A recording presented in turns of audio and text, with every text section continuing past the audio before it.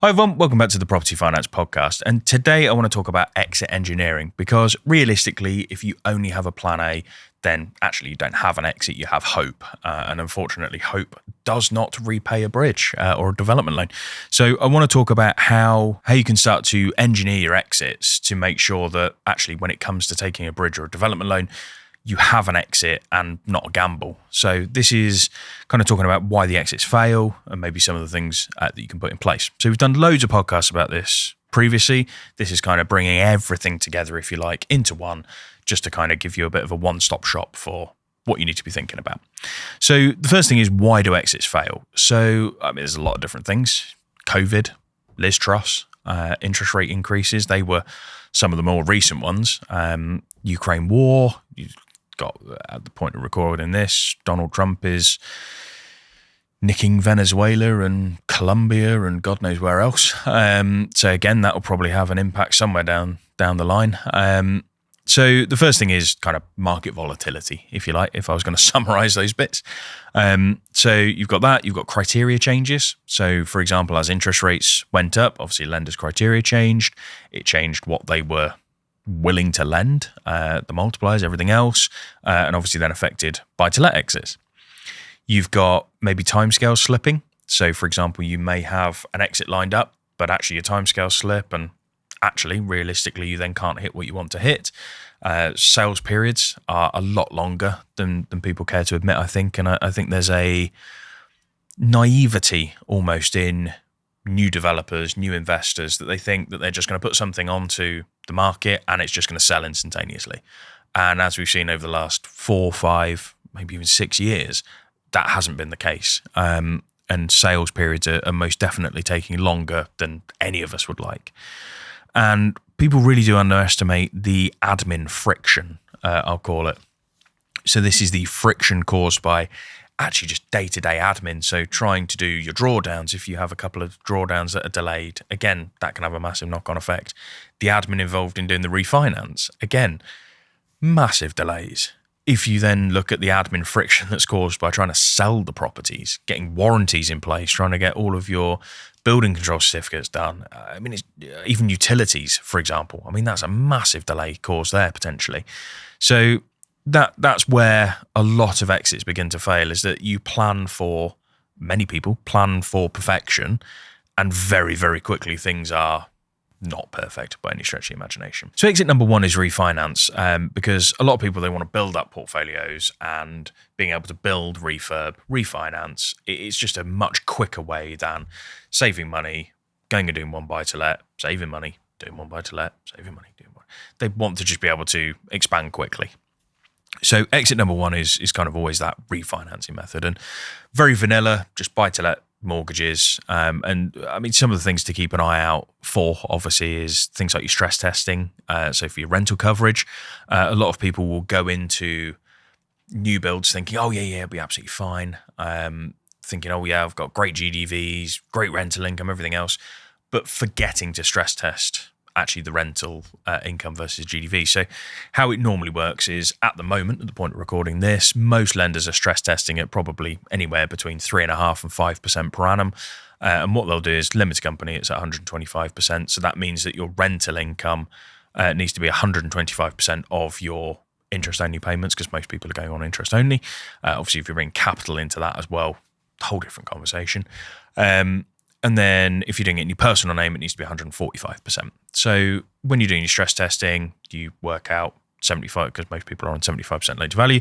You work out GDV times 75%. That gives you your mortgage amount times whatever the amount is that you're stress testing at. So I'd say probably do it at 5% at the minute as a minimum. So times it by 5%, that gives you your interest per annum. So you know straight away, right, okay, that's how much interest I'm paying per annum. Times by 125% gives you what you need to be hitting as a stress testing figure. So your rental income needs to be that 125% figure. The other thing you need to think about is, and again, we've had this quite a bit previously as well, is if you're refurbing a property into an HMO, for example, you need to think about, have you got enough experience to then hit the refinance? And what I mean by that is, if you've never held a buy-to-let before, if you don't own your own home, if you've got very little experience, income outside of property, everything else, and you're renovating a property or converting a property into a 7-bed HMO, many of the lenders that do 7-bed HMOs are doing them on sort of commercial valuations, commercial products. Many of them will want to see a year's worth of property experience, maybe even 2 years worth of property experience before they even entertain a 7-bed HMO. So when you're looking at refinance as an exit, just make sure that you fit into the criteria as well as the stress testing. Exit number 2, and I'm not doing these in any particular order because most people will prefer sale over refinance. But exit number 2 obviously is sale. So the things you need to think about is your marketability. We've mentioned on previous podcast episodes, obviously, about understanding the market. And the only way to understand the market is to speak to the people who have got boots on the ground, so local agents. You need to understand the quality of your comparables. And obviously, there will be a valuation carried out before you draw the funds down. So you've got a fairly good idea before you actually draw the loan down, kind of what the actual end value is going to be. But as many of us have seen, sort of with Liz Truss, with interest rate increases, with the Ukraine war, everything else, it's very, very quick for the market to change in those circumstances. And so where you're doing a development loan that's maybe going to take 18 months from drawdown to redemption, the market can change a massive amount within that. So although you have the valuation, that obviously isn't set in stone. That isn't absolutely what you're going to get. So you obviously need to speak to local agents, understand the market, understand how you're going to sell the properties in the quickest way possible, and they'll help you to kind of understand that. The other thing you need to think about is the price you can sell it at versus the price your ego wants to sell it at. And what I mean by that is many people will build massive, great big developments and they will have a price that they are happy with.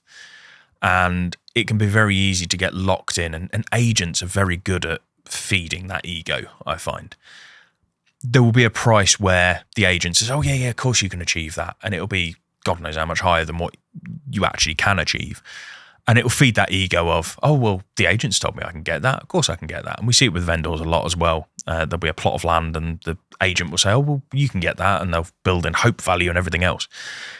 Very easy to think you can achieve that. There has to be, in your mind, when you go into developments, there has to be a price of, well, actually, I would sell it there because that would pay everything back and it would give me a little bit of profit. So there has to be the price you actually can sell it for and the price you want to sell it for. So then you're into like your alternative exits. So you might be talking about sort of phasing your exits or doing a phased development.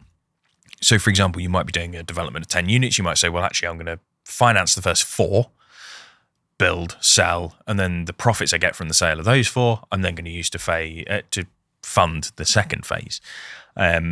That can be a really good way of kind of protecting yourself against any risks and things like that, because you're releasing smaller chunks to the market in one go.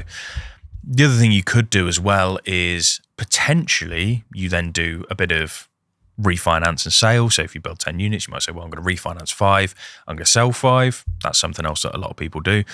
You might decide to go down the supported living and social housing route. Quite a lot of people are doing that at the moment as well. So that can be kind of a pivoted exit.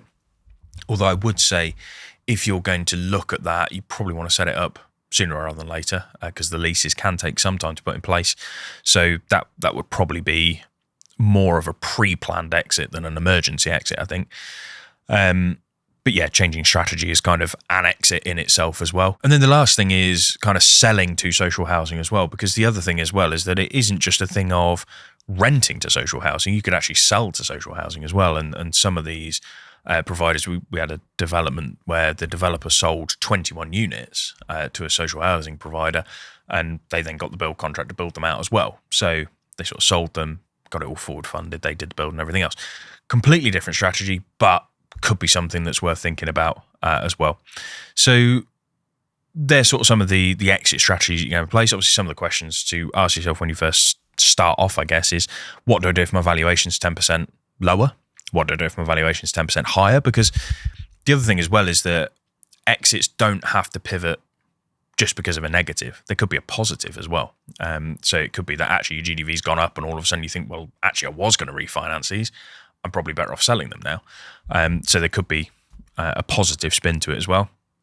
What do I do if interest rates go up by 1%? What do I do if interest rates come down by 1%? You've got to think, what are you going to do if the build extends? So what if the build's going to take an extra 6 to 8 weeks? What do I do there? Need to factor that in.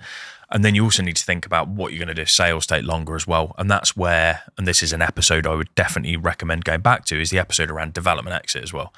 Because that can be a really good product for extending sales as well. So if you're absolutely adamant that you want to sell the properties, that can be a really good product to get you off development finance and then obviously extend that sales period as well. So hopefully that's helpful. This podcast, this episode in particular, is all about kind of forward planning and thinking worst case scenario up front. I mean, I would hope that none of this would happen to anyone listening to this, but we have to plan for the inevitable, unfortunately. So yeah, hopefully this was helpful. Just gives you a bit of food for thought, just to think, well, actually, if that happens, at least I know I've got exit A, B, C, D, E, all the way to Z lined up.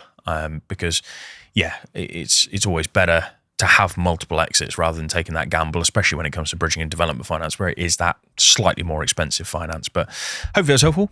I will catch you on the next one.